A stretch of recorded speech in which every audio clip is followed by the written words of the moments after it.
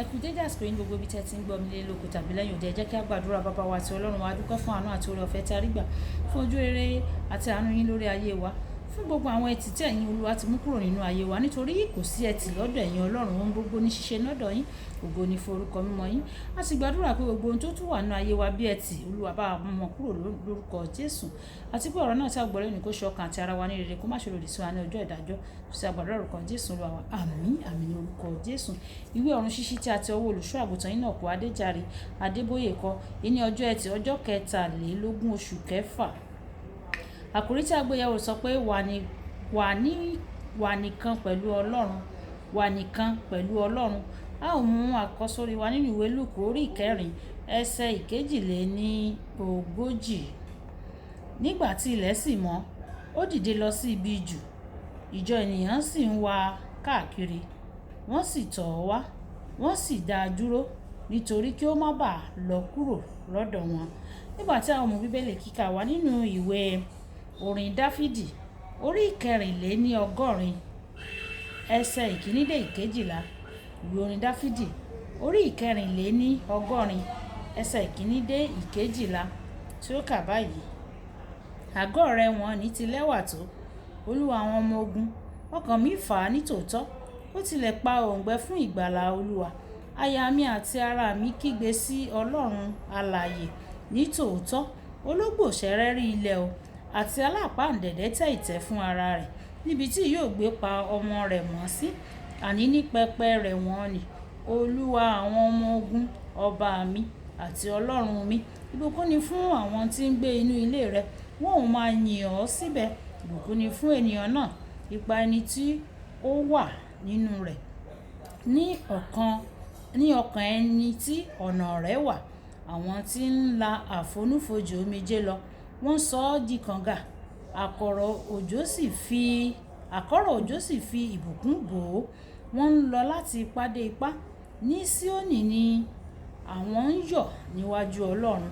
Olúwa Ọlọ́run àwọn ọmọ ogun gba àdúrà mi. Ó fi etí sí Ọlọ́run Jákọ́bù. Kíyèsí Ọlọ́run asà mi, kí ó sì síjú wo ojú ẹni àmì òróró rẹ̀, nítorí pé ọjọ́ kan nínú àgbàlá rẹ̀ sàn ju ẹgbẹẹgbẹ̀rún ọjọ́ lọ. Mo fẹ́ kí n kúkú máa ṣe adènà nínú ilé Ọlọ́run mi ju láti máa gbé àgọ́ ìwà búburú. Nítorí Olúwa Ọlọ́run ní oòrùn àti asà. Olúwa yóò fúnni ní oore ọ̀fẹ́ àti ògo.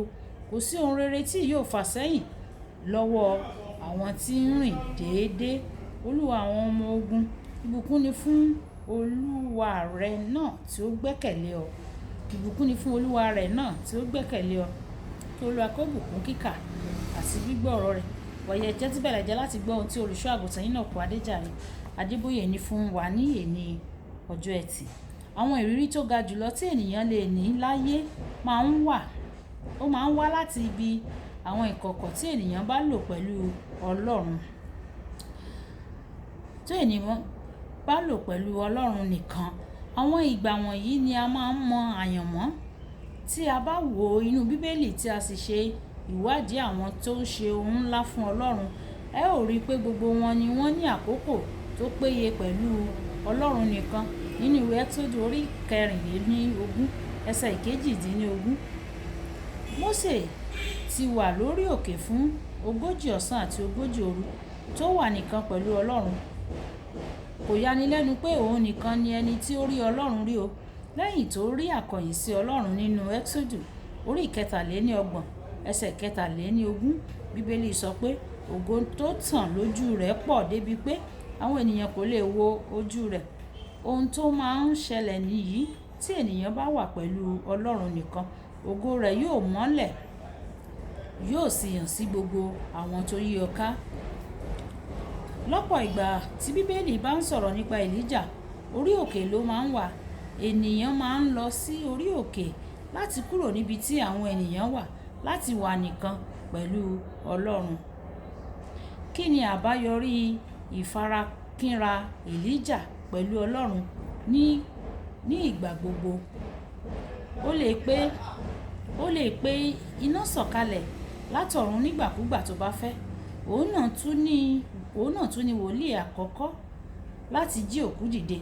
Ní àwọn àkókò tó bá ń lò pẹ̀lú Ọlọ́run ni ó máa fi kún agbára rẹ. Ní àwọn àkókò tí o bá ń lò pẹ̀lú Ọlọ́run ni Ọlọ́run máa fi kún agbára rẹ. Àárẹ̀ láti lè ṣe ohun tí ó ga jùlọ yóò fi kún agbára rẹ láti lè ṣe ohun tí ó ga jùlọ ju eléyìí tí ìwọ ti ń ṣe tẹ́lẹ̀ lọ. Jósẹ́fù jẹ́ ẹni tó ń ṣiṣẹ́ kára ní ilé Pọ́tífà, tó ń bójútó àwọn ọ̀pọ̀lọpọ̀ dúkìá ọ̀gá rẹ̀. Ní gbogbo àkókò tó ń ṣiṣẹ́ yìí kò ga ju ipò ẹni tí ń làálàá lọ. Àmọ́ ṣá, nígbà tí a tì í mọ́ túbú, ó ní àkókò láti wà lóhun nìkan pẹ̀lú Ọlọ́run. Ó sì dàgbà láti ipò ẹni tí ó ń làálàá títí sí ipò ẹni tí ó ń túmọ̀ àlá. Ohun tó dára jùlọ nínú rẹ yóò jáde nígbà tí o bá ń lo àkókò tó tọ́ ìwọ àti Ọlọ́run nìkan. Nípa iṣẹ́ ìránṣẹ́ Jésù láyé. Nígbà iṣẹ́ ìránṣẹ́ Jésù láyé, kò fi àkókò òun nìkan pẹ̀lú Ọlọ́run ṣeré o. Ìwé Lúùkù orí 6 ẹsẹ̀ 12. Ìwé Lúùkù orí 21 ẹsẹ̀ 37. Àbájọ tó fi lè mú àyànmọ́ rẹ̀ ṣẹ bí ó ti lè tó. Gbèrò lọ́kàn rẹ láti lo àkókò tó péye pẹ̀lú Ọlọ́run. Yìn, gbàdúrà, gbààwẹ̀, kíkà àti ṣíṣe àṣàrò lórí ọ̀rọ̀ rẹ̀. Má ṣe fi àkókò ìwọ àti Ọlọ́run ṣeré rárá. Ohun tó jẹ́ ìpàdé tó ṣe pàtàkì jùlọ lójoojúmọ́ ni àròjinlẹ̀. Ìṣẹ́jú tàbí wákàtí mélòó ni ìwọ máa ń lò ní ìwọ nìkan pẹ̀lú Ọlọ́run lójoojúmọ́? Ìṣẹ́jú tàbí wákàtí mélòó ni ìwọ máa ń lò ní ìwọ nìkan pẹ̀lú Ọlọ́run lójoojúmọ́? Ọlọ́run yóò fún wa ní oore ọ̀fẹ́ o láti máa wà níwájú rẹ̀ ní ojoojúmọ́ àti ní ìgbà gbogbo. Àmín.